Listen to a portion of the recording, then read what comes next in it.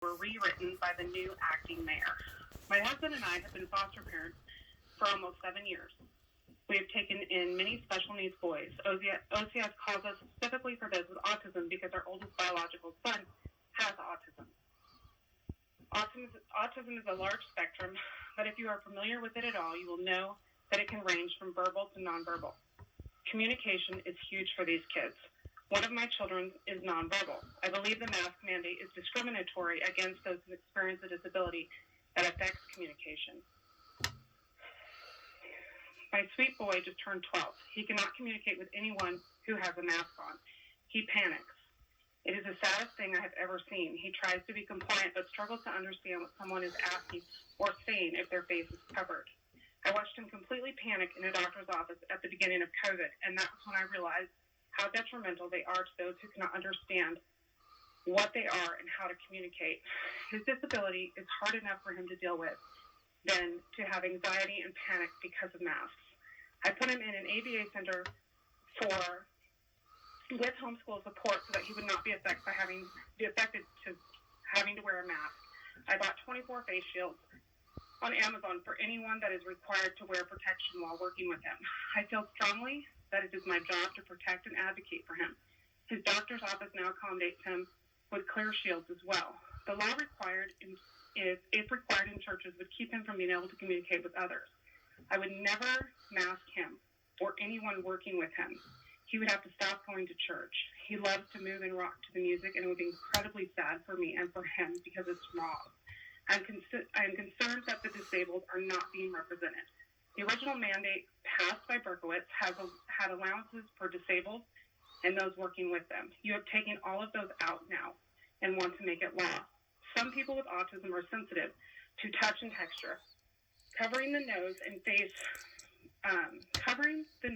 mouth with fabric can cause sensory overload, feelings of panic, and extreme anxiety.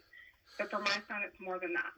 For my son, it's communication. His communication is very limited, and it is drastically inhibited by masks.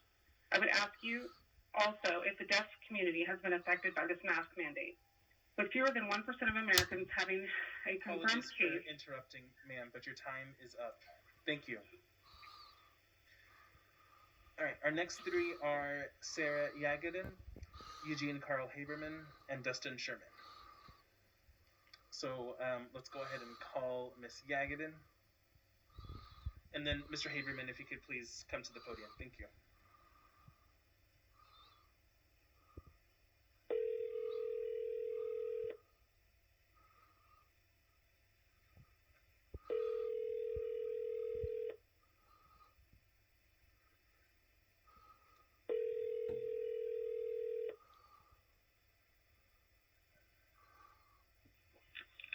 This is Sarah. Hi, Ms. Yagadin. This is Felix Rivera. You're here with the Anchorage Assembly. We are on final audience participation. You have 3 minutes. Welcome.